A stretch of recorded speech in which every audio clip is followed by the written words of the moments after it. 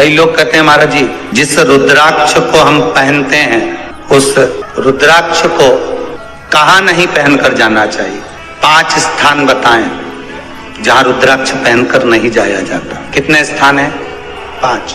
और रुद्राक्ष को 5 स्थान पर पहनकर नहीं जाते, पर रुद्राक्ष के लिए वर्णन किया गया है कि रुद्राक्ष कब कब उतार कर उसको वापिस अभिमंत्रित करना चाहिए। 5 जगह पहनकर नहीं जाना चाहिए और रुद्राक्ष को अभिमंत्रित करना मतलब सीधा अमावस्या के दिन, पूर्णिमा के दिन, शिवरात्रि के दिन, श्रावण महीने के सोमवार को, प्रदोष के दिन, ये दिन आपके शरीर में जहां पर भी रुद्राक्ष है, आपके गले में अगर आप रुद्राक्ष पहने हो, आपके हस्त कमल में आप रुद्राक्ष पहने हो, आपने अपने पास में कहीं रुद्राक्ष रख रखा है, तो उस रुद्राक्ष को अमावस्या, पूर्णिमा, शिवरात्रि या श्रावण का सोमवार या प्रदोष आदि, इस दिन उस रुद्राक्ष को एक बार दूध में धोने के बाद उसमें थोड़ा सा सरसों का तेल अवश्य लगाना चाहिए। क्या होगा उससे? उससे होगा क्या? शिव महापुराण की कथा कहती है, महाराज रुद्राक्ष को दूध में धोने के बाद, स्नान कराने के बाद जल से स्नान कराया, थोड़ा सा सरसों का तेल लगा दिया। महाराज क्या मिलता है उससे? तो कहा उस रुद्राक्ष में बल प्राप्त होता है। कौन सा बल?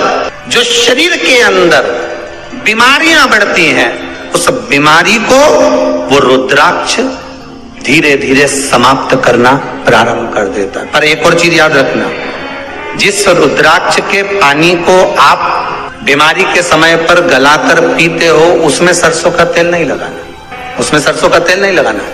उसको तो आप केवल स्नान कराओ दूध से, जल से, और फिर उसको गला दीजिए, उसका पानी आप पीना चालू कर दीजिए। जिसको बड़ी बीमारी होती है उसके लिए कल कथा में वर्णन किया रुद्राक्ष के जल। रुद्राक्ष का जल पिया जाता है शरीर के अंदर से रोग को, बीमारी को हटाने के, रोग बीमारी को समाप्त कर।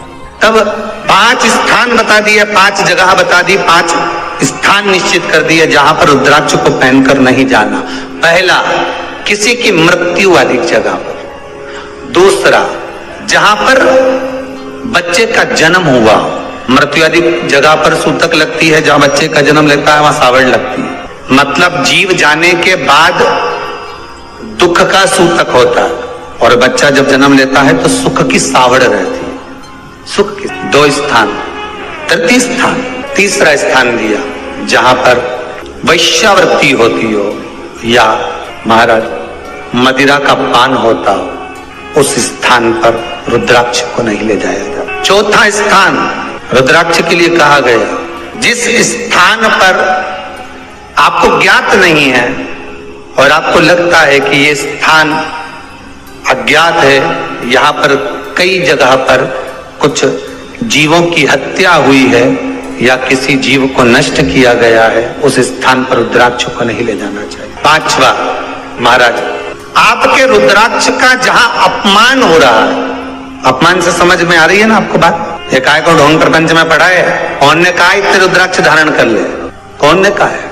क्यों ढोंग प्रपंच में पढ़ा है?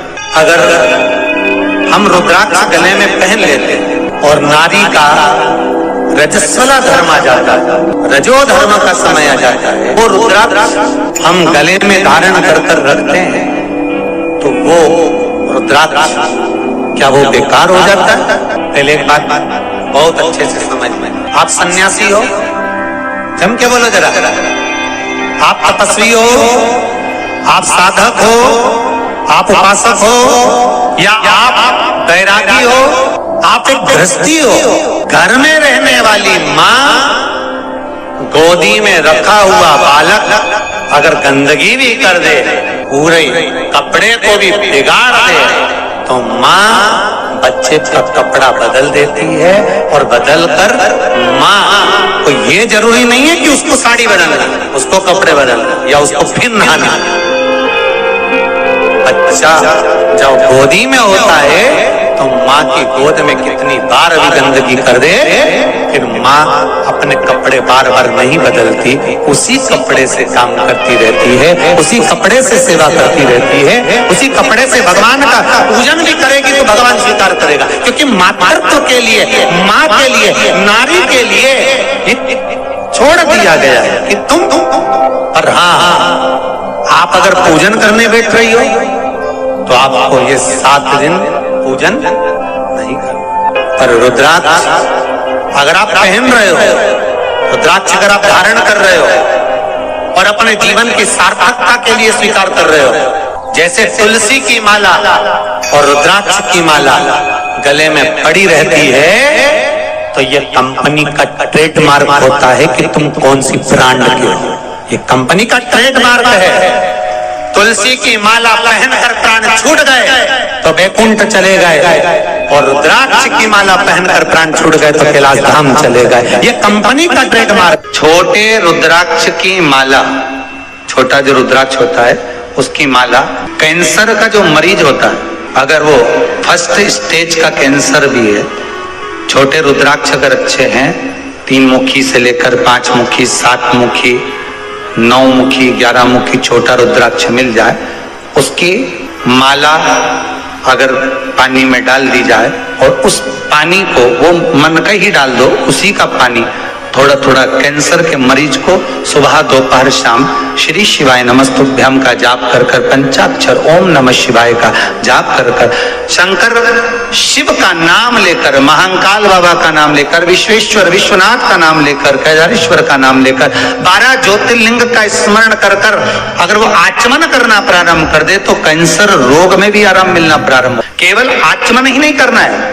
अगर स्त्री है तो अपने उल्टे हाथ पर भी उस मनके की माला को लपेट सकती है। पुरुष है अपने राइट हैंड में उस माला को, अगर कैंसर से पीड़ित व्यक्ति है, रोग से बहुत पीड़ित व्यक्ति, उसको बल मिलता है, उसको पावर मिलता है, उसको एक एनर्जी, उसको एक तेज मिलता है रोग से लड़ने का।